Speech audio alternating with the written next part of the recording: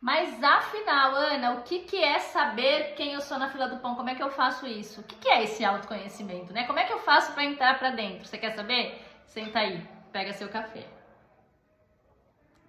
Bom, primeiro a gente precisa entender que o autoconhecimento não é uma pílula que a gente toma um dia e ok, já me conheço. Ou uma terapia que a gente faz um dia e ok, já me conheço, já estou no autoconhecimento. O autoconhecimento ele é um caminho, ele é um processo e esse processo são todos os dias.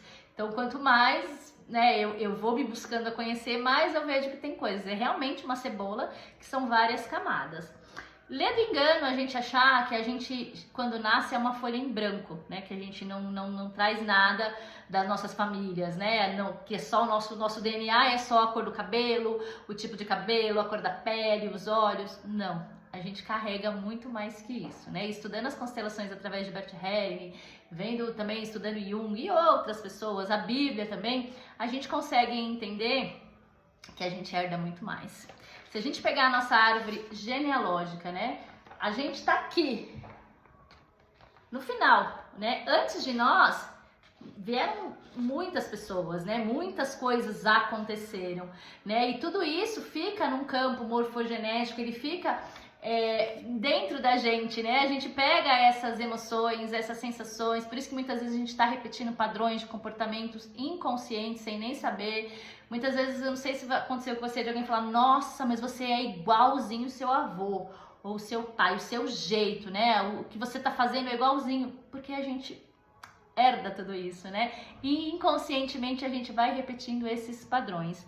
E aí a gente, para ter, né, esse autoconhecimento, a gente precisa sim, né, ir buscar saber da nossa árvore genealógica, principalmente também a nossa infância, do 0 aos 7 anos, que é quando a gente não tem aquele fator crítico ainda na nossa mente, não está formado. A criança, ela é uma esponjinha, em tudo que ela ouve ali é como se fossem verdades absolutas. Então ela vai levar aquilo para a vida dela como e às vezes não é inconsciente, né? Então ela chega lá na vida adulta, ela quer muitas vezes fazer algumas coisas, mas no inconsciente dela, ela tem crenças, ela ouviu coisas e sentiu coisas que vai fazer com que ela tome decisões que o subconsciente dela vai entender que vai proteger essa criança. Então a gente precisa buscar tudo isso, né? Jung tem uma frase que diz assim: aquilo que você resiste, persiste. Então a gente precisa também olhar para nossas sombras, né? Olhar para os nossos defeitos, entender, né, o que isso nos mostra, o que a gente precisa trabalhar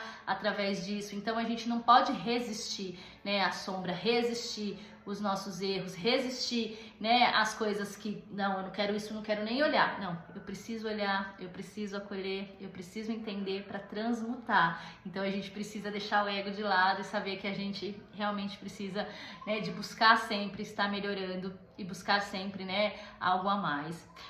O Jung também tem uma outra frase que diz assim: até você se tornar consciente, ou inconsciente vai dirigir a sua vida e você vai chamar isso de destino. Então, quantas vezes a gente deixa o nosso inconsciente, né, nos guiar? Às vezes falar de prosperidade, né, relacionamento, às vezes a gente quer prosperar, a gente quer conquistar coisas, mas às vezes vem uma culpa por fazer algo e a gente nem sabe de onde, né? Mas se a gente for olhar lá os nossos antepassados, no meu caso, né, a minha família é de imigrante, né, a minha avó de italiano, meu avô de espanhol. Quanto que esses imigrantes, para chegar, né, aqui no país, eles não sofreram? Quantos se perderam no caminho, né, da família desses meus avós, se perderam no caminho? Quantas coisas não aconteceu? E às vezes a gente vai fazer coisas aqui que a gente não tem, né, noção e tá no nosso inconsciente, e a gente às vezes se sente culpa, não se sente tão merecedor. Porque a gente também, aí vamos falar agora de Bert Helling, né, a gente tem as leis sistêmicas, que é a do pertencimento, a hierarquia e o equilíbrio. E nós temos dentro de nós o desejo e a necessidade de pertencer. Então, quando eu vou fazer alguma coisa diferente da minha família, do meu clã, isso me traz inconscientemente uma culpa, uma tristeza. Às vezes eu não consigo a gente não consegue nem usufruir isso direito. Então a gente precisa pegar esse sentimento também e transmutar, né?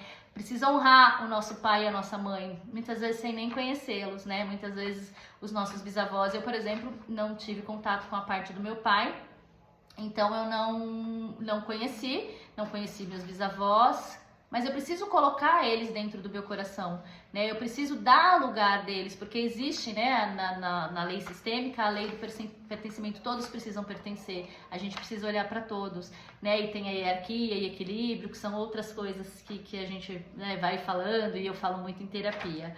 Mas o autoconhecimento, né, só para às vezes desmistificar, às vezes as pessoas ficam falando, você sabe quem você é na fila do pão, é a gente realmente mergulhar na nossa vida, né? Mergulhar nos nossos sentimentos, nas nossas sombras, né? Mergulhar em quem a gente é na essência e buscar transmutar tudo aquilo.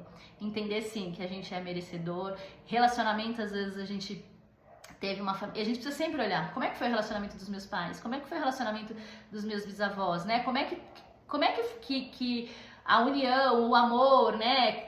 Como que era feito? Como que as mulheres eram tratadas? Como que as mulheres se portavam? Para a gente poder ir quebrando esses padrões. Então é necessário sempre olhar para dentro, sempre buscar no nosso clã familiar, né? Buscar entender e ir transformando tudo isso. Então esse é um dos caminhos. Existem várias ferramentas, né, que a gente consegue ir buscando, né? E para o autoconhecimento eu fiz várias, me formei em várias, porque eu acho que às vezes, né, uma ferramenta acaba complementando a outra. Enfim, eu amo a constelação sistêmica, amo a hipnoterapia e diversas outras, né, ferramentas. Sou apaixonada em Jung, sou apaixonada em Bert Hellinger e muitos outros, porque eu acho que são caminhos e são coisas que nos fazem a gente entrar para dentro, saber quem a gente é e o que a gente merece. Então esse é um dos caminhos, tá bom?